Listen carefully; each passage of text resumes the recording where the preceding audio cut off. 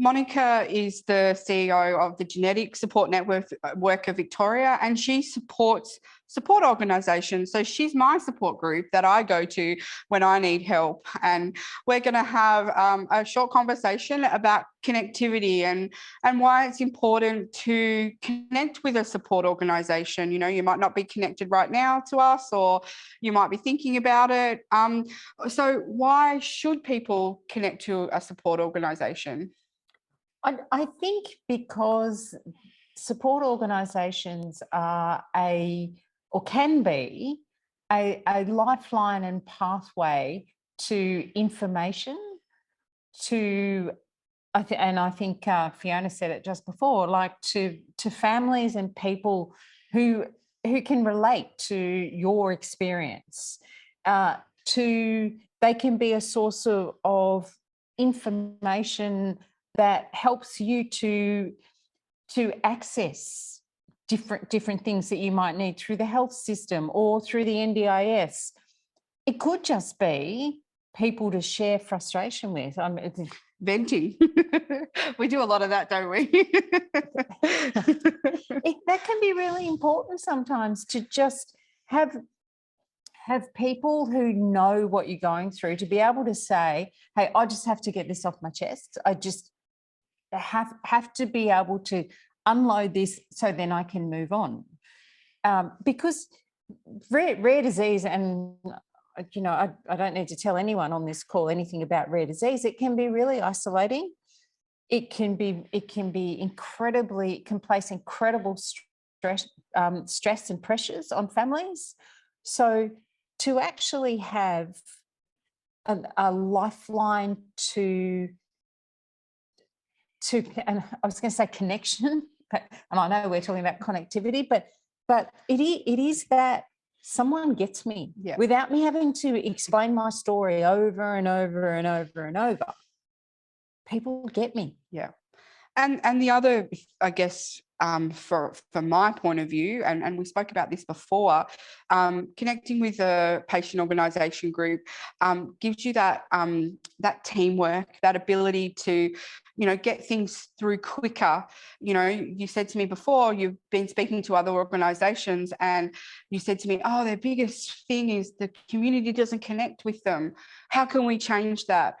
Well, we need to change that, because the more you connect, the quicker, for example, treatments come up. You know, the more data you have collectively, the quicker, you know, things get on board. And, you know, unfortunately, some of the reasons why it took so long for Spinraza to come on is that, you know, we didn't have people that were connecting with us to do those surveys. It was the same 10% of people every single time. And it's like, where are the rest of you? You know, so, you know, that's really important, but it doesn't just go across our organisation, does it? No, absolutely not. One of the things that I hear a lot about from support group leaders is, how do you keep your community engaged? Yeah.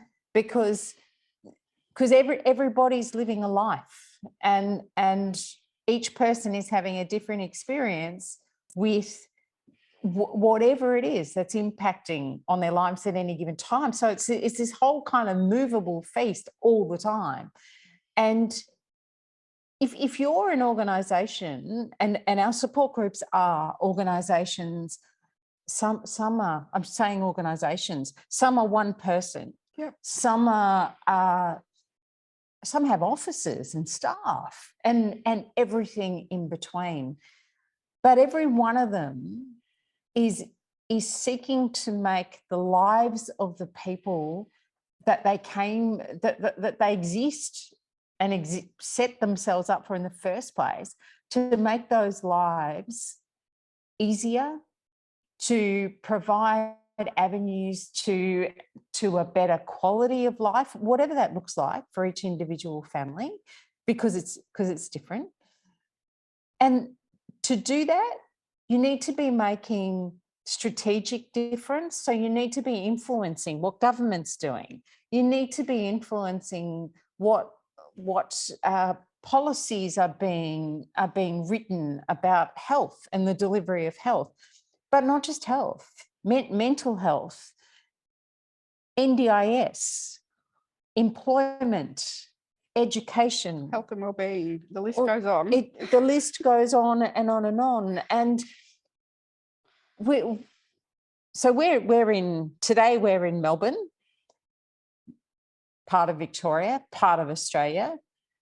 And so at local, national and international level, so much is happening in this space all the time. And one of the things that connection allows us to do is to not duplicate stuff, to not learn lessons that other people have already learned, and therefore delay action and delay things that we really should be building on. But if we insist on doing it ourselves, then that slows things down for everybody. Yeah, a team of one is harder than a team of 100, right? In this case, many people stirring the pot makes it a lot better and a lot easier. What advice would you give to someone who is sort of sitting on the fence of should I connect with them or should I not connect with them? I would say there's always going to be value in connection, but every family needs to decide when the right time for that is and how much is okay. But a step in is the first step. So I think connection is a habit, and it's very easy to become, and it doesn't matter the circumstance. I think when life is difficult, it's it is easier to become insular because all your energy is concentrated on dealing with whatever it is that's immediately in front of you. It's easy to get out of the habit of connecting. So with patient support groups, they're not sitting back with scoreboards saying, oh, look, we can see that these people connect 100% and these ones connect. Every connection's important. Every story is important. Every comment from a person or a family makes a difference. It could be the single line that sticks in your head that you roll out, and we've certainly got those.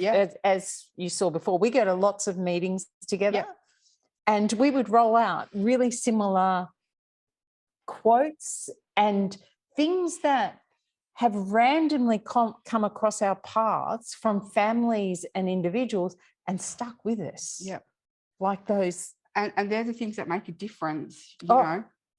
Yeah, absolutely. You can be sitting with a politician, say something that a family or an individual has mentioned to you, and you can see kind of the lights come on, or suddenly they, I actually get this now. Yeah, for sure. So, okay, I'm stepping away from SMA. Why is it important for people to still be connected with SMA Australia after my departure? Because Julie, as much as SMA community, and I love you,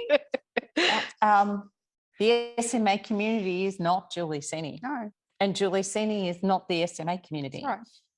So you will go on to do the things that you need to do, and the SMA community needs to continue to ensure that the value that you get from each other is still there.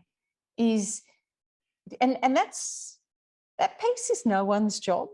That kind of kindness and generosity and caring, it's easy to see that embodied in individuals, but it's actually a responsibility of us all. One of the things I love about Victoria has a charter of human rights and responsibilities. And we hear a lot about the UN Charter of Human Rights, really important. But I love that Victoria has a Charter of Human Rights and Responsibilities, because what that actually says is it's my right to have a life that I can live, but it's also, and that I want to live, but it's also my responsibility to make sure that people around me can have that life that they want to live. Yeah. Treat me as I want to be treated, not how you think I should be treated. That's right. And we spoke about that before when Lauren was talking. You know, it's great to connect with adults, and you know, they made her have a different way of thinking. So, like you said, you might think you know what. And again, I don't know what the community wants until the community comes along and says, "Hey, I think we should be going this way." One superpower I don't own, and that is reading people's minds. So, you know, we're encouraging everyone to connect with each other. We've got a question here from Belinda. It says, "Hi, Monica, 2 questions. 1, do you think COVID has made connections better for use of technology or worse? Less face-to-face? And 2, from what you know about the SMA community, what is the area of connection we could improve on as a community?" Okay, so I'll take the first question, and then I might need a refresher on what the second one is. Do I think COVID's had an impact? Yes, I think COVID's had an impact. Do I think that impact's been all negative? No, I don't. I think that one of the things that I hope we've learnt through COVID is that there are different types of connections.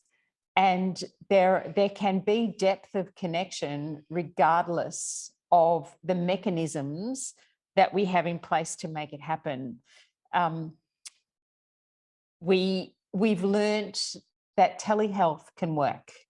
We've learnt that in mental health, in fact, there has been benefits evidenced by doing mental health through telehealth appointments, because we've learnt the value of actually not having to sit in a room with somebody and bare our souls or bear something that we find quite difficult. So telehealth has actually been an enormous benefit in connecting in that area, but that's not every area. So I'm fence sitting, I'm sorry, but because I don't think it's as simple as that COVID has negatively impacted or positively impacted. I think it's varied, and I also think it's a lot about how we choose to view that history. I am a person I'm a glass half full person. And I'm a person that says, right now, and hopefully it will stay that way, COVID's behind us. So I'm going forward. And if there are things about the past 2 years in terms of connection with individuals or professionals that didn't work for me, now's my time to change it. Now's my time to do something about it, because now I can control it, because that variable of COVID's gone and I'm not going back there. So that lesson for me, what worked, what didn't, how can I change it, and what can I take forward? Second question, from what you know about the SMA community, what areas of connection could we improve on as a community? That's a tough question for me, but I think maybe I'll think about that more generally. I think, as I said before, connection often starts in really small ways. Get involved in, and that just could be answer a survey, phone up someone else in the community and say, "Hey, how are you going?" That support of one another, I think, checking on someone, is critically definitely important. So there's that kind of informal connection that is every bit as important as formal connection. But if you want to change the big picture, it's the formal connection that's going to do it. So if there are things that the SMA community and I know all of the things that you've achieved, Julie, but if there are, what's next and what's next and what's next? The only way that we create change on a large scale is through collaborative effort by everybody who needs to be on the team. If there's one thing we've learned over the years, it's absolutely that. None of us can do it on our own, and you have to have everybody who's involved on the team. So, and that's connected into the outcome that everyone wants, and connected to overcoming the barriers. Let's use that as an example. So we know we have one treatment now for SMA, which is Spinraza, and we know there's lots of people out there wanting to know how far away risdiplam is. So we need to do a lot of work, and there will be a lot of work that is needed to be done in the next sort of 12 to 18 months to make sure that we support Roche with a submission, whether that's around, physical health or whatever it is. And, the more people that get involved in that process, the quicker that outcome will be. As we know at the moment, there isn't any data. So, we need to prove to them that, for example, some people that are going to go on treatment, that treatment does improve lives, and, we can connect the dots with a treatment. It doesn't have to obviously be risdiplam, but, that these are improving. And if we show those improvements, we can tick off our wish list a lot quicker. So, connecting with people, that are accessing treatment, checking in on how they're going, what's happening in their world. And, like I believe in the next sort of, 8 weeks or so, we need to, get some focus groups around physical health and, looking at that space for adults to ensure that moving forward, everyone's going to be connected in with each other so we can give it a push, in the next 2 years. So I have this very poignant quote that I do all the time. And I always say, if it is to be, it's up to me. And, that's really important for the community. Think of yourself in this situation and, how much you want an access to these treatments and, what you need to do, to who you need to connect with to make sure that, we can get this across the line quicker or faster or whatever that is. And, that's a great way to think about it moving forward. But the benefit of being in the SMA community is that quote, if it is to be, it's up to me. That me is actually us. Yeah. So that's the benefit of being connected into the community, because together you can make it happen. Individually, you can provide information and evidence and data and all of that. But it's only when that becomes a force of us, that's when the change happens. Yep. And, I truly believe, that force happened just recently when we got adults across the line for Spinraza. We all put that push in. We all made sure that we all played our part. And once we did, the payback saw the light, that was wonderful. So we have proven to ourselves that by being connected and being involved, we can, get things across the line. I urge, we've been talking about connectivity all day. The registry team spoke about it before. If you know somebody, connect with them and ask them, have you joined the registry? Are you connected with SMA Australia?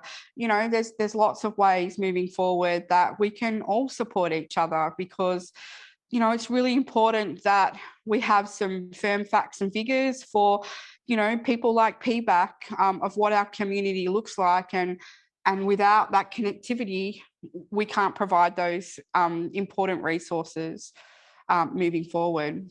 So on that note, is there anything else that you need to add in? I think we're sort of covered most of it. No, just don't be strangers to each other or to GSNV or any other community that that can help you to achieve the things that you want to achieve. Okay.